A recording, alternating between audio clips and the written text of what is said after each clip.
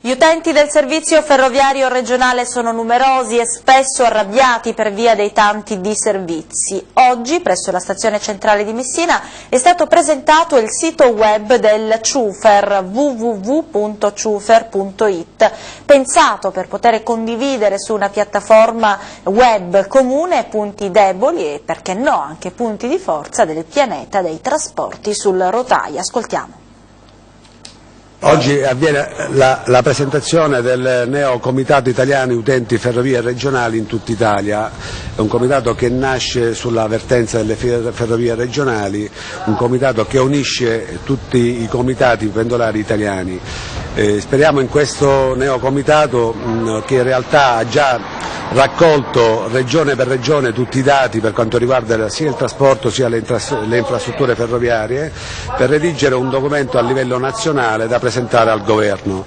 Certamente ogni comitato nella propria regione porterà avanti delle istanze in materia di trasporto ferroviario. Oggi in Sicilia abbiamo la reale necessità di avere il contratto di servizio che a tutt'oggi non è stato ancora sottoscritto fra Trenitalia e la regione siciliana e tutte le problematiche inerenti al trasporto, quali soppressioni, tagli indiscriminati, treni di lunga percorrenza dalla Sicilia per il nord ormai allo stremo e tutto quello che in realtà è in materia di trasporto ferroviario. Oggi abbiamo la necessità di avere un trasporto efficiente e efficace, così come la Costituzione ci garantisce.